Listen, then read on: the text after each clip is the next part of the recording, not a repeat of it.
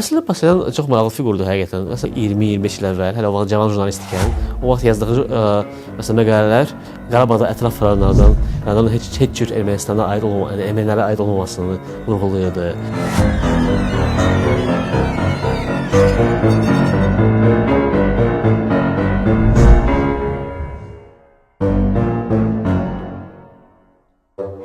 Əgər məsələn hökumətlər güclü qarantiyalar, yəni zəmanətlər verə bilmirsə, yəni təəssüf ki, bu məsələn sülh qurmaq yəni qeyri-mümkün bir şeydir də.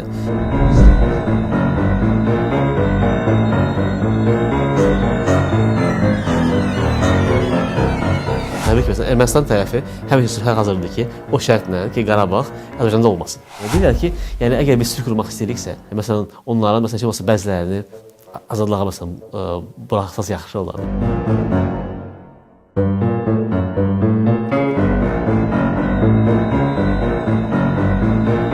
Bu iki xalq, dövlət bir-birinə o qədər nifrət edir ki, heç vaxt bir masada məsəl üçün üçüncü tərəfdən tərəf olmadan danışa bilməzlər. O vaxtı Robert Köçəryan elə bir faşist fikir söyləmişdi ki, əslində bu xalqlar genetik baxımdan bir-birinə uyğun deyirlər. Baxmayaraq ki, özü Qarabağda doğulub, yəni böyüyüb.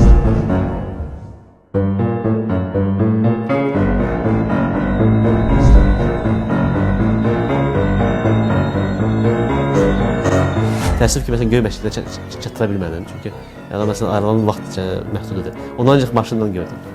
Bir balaca yuh kimi hiss edirdim. 1990-cı ildə Bakıda doğulmuşam. 17 yaşımdan beynəlxalq münasibətlər, siyasət sahəsindəyəm. Bakalavrın təhsilimim, magistr təhsilimi də bu sahədə almışam. 2015-ci ildə bir dostumla qərara gəldik ki, yəni, siyasi analizlə, analitiklə bağlı bir iş görə bilərik. Sayt açmağa qərara gəldik. Azərbaycanda İngilis dilində bizim ölkənin, bizim regionun siyasəti barədə yazan mənbələr çox azdır, demək olar ki, yoxdur. Məsələn, ona görə də bir çox dezinformasiya yayılır, erməni diasporası və onunla yəni, həmfikir olan qüvvələr tərəfindən.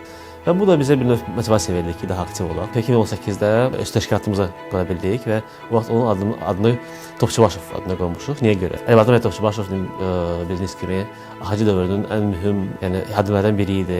Həm daxili siyasətdə, məsələn, parlamentin spikeri idi. Eyni zamanda o Versal konfransında nümayəndə heyətini başçılıq edirdi. Azərbaycanın bütün dünya səhnəsinə adın tanınması üzərində çox böyük iş gördü.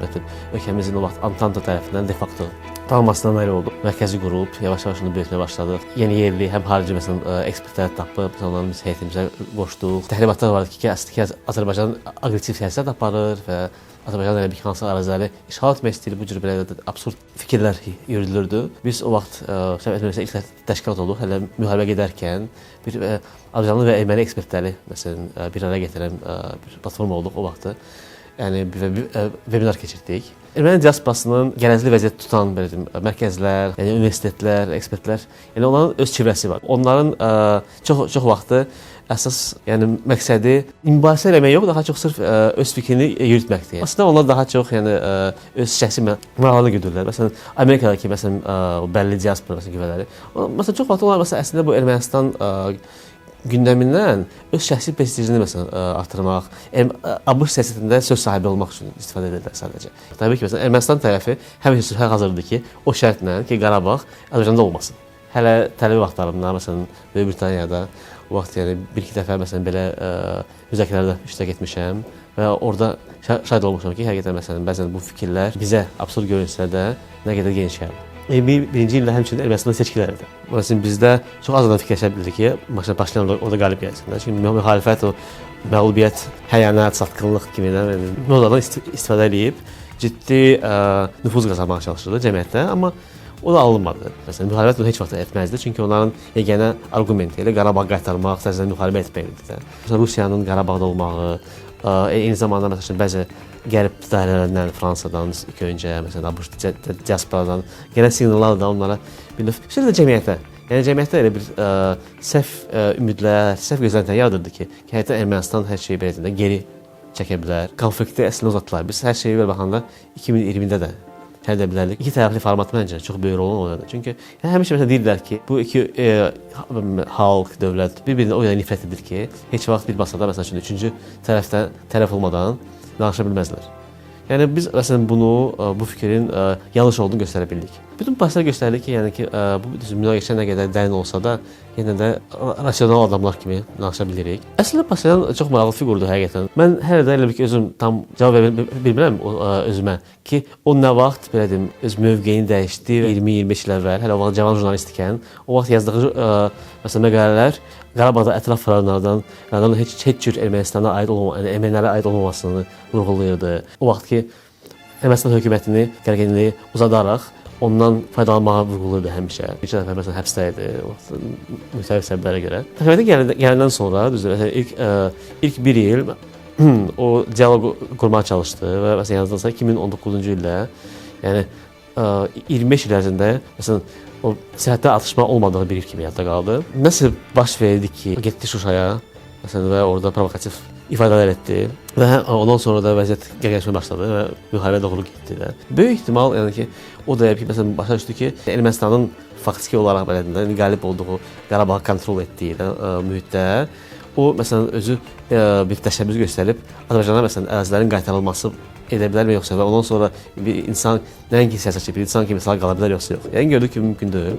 Vəziyyəti axarına buraxdı da. Amma o onsuz da başa düşdü ki, Ermənistanın bu indiki mühitdə maksimalist siyasət yürütmək, hansı ərazi iddiaları eləmək üçün heç bir niyyəti yoxdur. Məsələn, hətta qıraqdan belə yəni dırnaq arası dəstək verən ölkələrdə yəni əslində başa düşürük ki, o sadəcə bu konfliktdən faydalanmaq istəyir. Və təbii ki, məsələn bunlar nail olmaq üçün yeganə fundamental bir şey sülhdür. Ermənistanda bir radikal bir revanşist fikirlər bölüşən bir şəxsçi deyib ki, hayf fikirləri bizim xalq ilə yaxşı yaşamaq istəyir. Çünki yəni belə deyim, yaxşı yaşamaq üçün biz pulu belə deyim, bu sosial iqtisadi məsələlərə xərcləməliyik. O da deməkdir ki, biz artıq Qarabağı unutmalıyıq.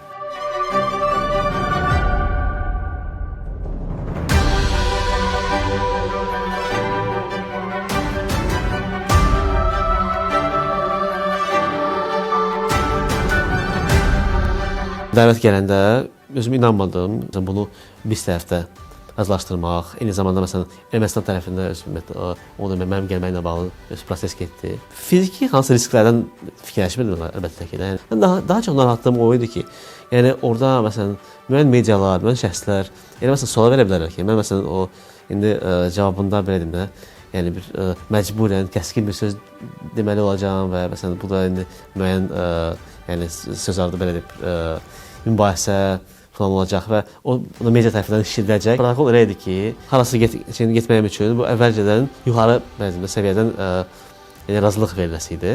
Yəni məsələn proqramda bizdə ancaq məsələn ateldəki tədbir, bir dəfə axşam yeməyi restoranda və bir dəfə də Əli Əcəmalar İnstitutu məsələn orada var, materiallarında, ora bir tur idi. Amma məsələn şəhərdə gəzinti nəzərdə tutulmurdu. Millət vəkillərindən biri özü elə bir ki, maraqlanıb ki, məsələn yəni şəhəri elə bir görə biləcəm ya yox və özü elə bir imkan yaratdı ki, məsələn şəhərə çıxa bilim. Yəni qısa müddətli 30-40 dəqiqəlik ancaq mərkəzdə bəzi yerləri gördüm. Təəssüf ki, məsələn Göy məscidə çatıra bilmədim çünki yəni məsələn ayrılan vaxt məhduddur. Onu ancaq maşından gördüm. Bir balaca yuxu kimi hiss edirdim. Eyni zamanda məsələn mənim üçün belə bir bu qədər təhlükəsizlik zabitlərə yəni məni müşahidə etməsi də yeni bir təcrübə idi. Həmin Almatının daranda məsələn gördüyüm orada iki artefakt var idi. Biri o vaxtı yəni hardasa 7-8-ci əsrə aid orada 3 əlifbada olan mətn idi. Erməni, Alban və Gürcü. Və məsələn bələdçimiz də o vaxt onu vurğuladı ki, məsələn bütün bu regionda o vaxt mövcud olan dövlətlərin əlifbalarıdır. Və sonra da yəni 13-cü əsrin əvvəllərinə aid məsələn o vaxt Alban knyazı Həsən Cəlalın yazdığı fərman idi. Hansı ki, məsələn, Gənc Əsər monastırının tikilməsinə şərait yaratdı. Düzdür, məsələn, yadımdır ki, bələdçi sadəcə o adını çəkdi və demədi ki, erməni ya Alban, demədi ki, Həsən Cəlal adını çəkdi və dedi ki, məsələn, Qarabağda yerləşən falan abid. Bəlkə də o bələdçiyə də müəyyən təlimat verildi ki, orada yəni hansısa yəni ziddiyyət yarada biləcək məsələn ifadələr söyləməsin. Bilmirəm. Sırf erməni auditoriya olanda bəlkə də başqa cür danışacaqdı. Bir çox yeməklər, məsələn melodiyalar falan bir-birinə oxşayır. Bizim üçün qeyri-adi gələcək bir yemək yoxdur. Dolmalardır, məsələn kabablardır. Erməni yemək dediyi bir hölək var. Adı gəlir tatar börək. Bu da əslində həngəlin, bizim həngəlin sadəcə çəkilmiş yox, belə parça-parça ətlə olan bir şey. Yəni bir yeməkdir. Orada məsələn bir neçə məsələ var ki, hansılar ki, indi bu dəqiqə tam olaraq hazırlaşdırılmayıb. Məsəl üçün konstitusiya məsələsi onlardan biridir. Məsələn, gələn il Paşinyan hökuməti referendum keçirmə niyyətindədir. Cəmiyyətin əksəriyyəti hələ də məsələn onun doğru olmaması onu düşünürlər. Bir növ elə onun Azərbaycan təzyiqi altında atılan bir addım kimi görürlər. Eyni zamanda məsəl üçün bu Bakıda hal-hazırda məhkəmə qarşısında olan məsələn bu erməni vətəndaşların aqibəti. Yəni o mövzular orada mütəmadi olaraq qaldırılır. Mən onlara hazır idim. Məndən soruşmuşdular.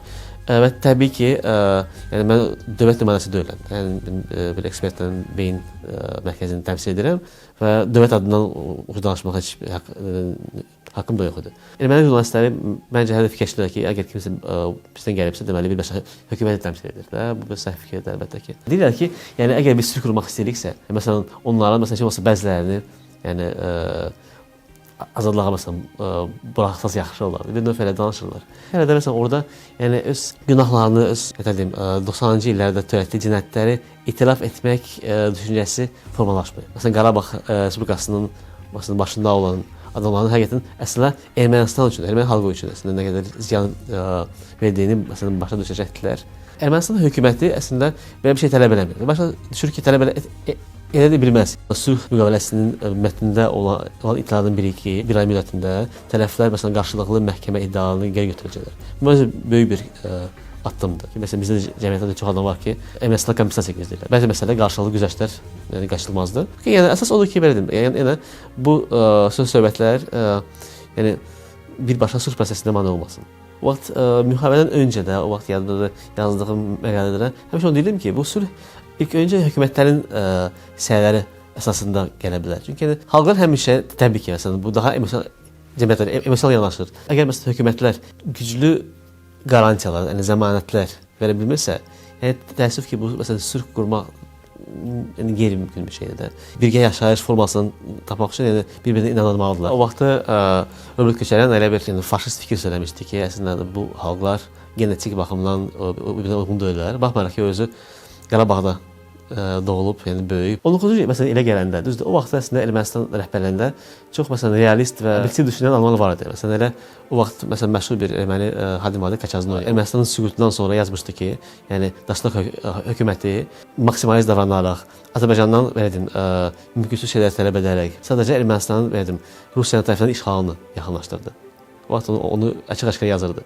Bu anti-Türk, anti-Azərbaycan fikirləri ona heç bir yaxşı bir şey vəd eləmir. O vaxtı problemimiz o idi ki, nə biz, nə Ermənistan, biz tam olaraq indiki qədər suveren deyilik. Bəlkə də 20-ci ildə məsələn biz Rusiya tərəfindən işğal olmasa da, bəlkə də məsələn o vaxt ki, Azərbaycan və Ermənistan rəhbərləri bir normal davamlı sülhə ara gələ bilərdilər. Necə ki, o vaxt Türkiyə ilə Yunanıstan edə bildi. Niyə görə? Çünki ikisi də suveren dövlətlərdir. Və əslində Türkiyə ilə Yunanıstan vaxtı ilə o müharibəsi bizim müharibədən qat-qat daha qanlı idi. Məsələn, orada 1 milyona yaxın əslində o vaxt yəni Türkiyədə köçürüldü və Yunanistandan, Avropadan türklər məsələn qovuldu. Və məsələn bu döyüşlər qurtarandan cəmi 5-6 il sonra artıq məsələn bu liderlər bir yerdə oturub, yəni sülh sazişi bağladılar. Məncə bizə bu bir növ örnək ola bilər. Yəni mən düşünürəm ki, bu dəqiqə belə bir şərait var. Ən azı bir ikimiz də suveren dövlətlərik. Paşinyan da çalışır o ölkənin Rusiyadan, məsələn, diasporadan falan asılılığını azaltsın. Yəni həqiqətən dünya nizamı dəyişir. İndi biz belə deyim, yəni yeni bir regional qayda yaratmaq üçün, yəni tarixi bir fürsətdir də. İndiki mövqelər dəyişməz qalsa, məsələn Ermənistanda məsələn revanşist qüvvələr, yəni qalib gəlməsə, davamlı sülh görə bilərik. Trump hələ də deyir ki, 7 ya da 8 müharibə dayandırıb. Yəni bunların nə qədər haqlı olduğunu yəni müzakirə eləmək.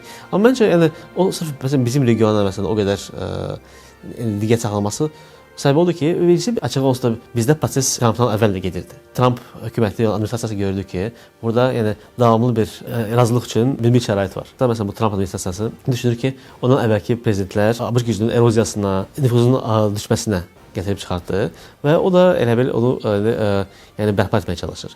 Və məsələn bu da Trump üçün belə bir uğur hekayəsi lazımdır. Əgər məsələn burada ABŞ-ın iqtisadi maraqlarını gücləndirə biləcək, İranın, məsələn Rusiyanın yəni mövcudluğunu azaldacaq. Trump bu düşüncəni dəyişdirməyə çalışır. Siz görürsüz, yəni ABŞ əslində yəni dünyada sülh qura biləcək bir faktordur. Mərkəzi Asiya çox mühüm bir faktordur. Və o baxımdan məncə bizim əlimizdən çox böyük bir koziri var. Çünki məsələn hamı bilir ki, Azərbaycansız bu hədəfə nail olmaq mümkün deyil. Və yəni məncə yəni biz gərək ondan yaxşı yararlanmalıyıq. Belə istər.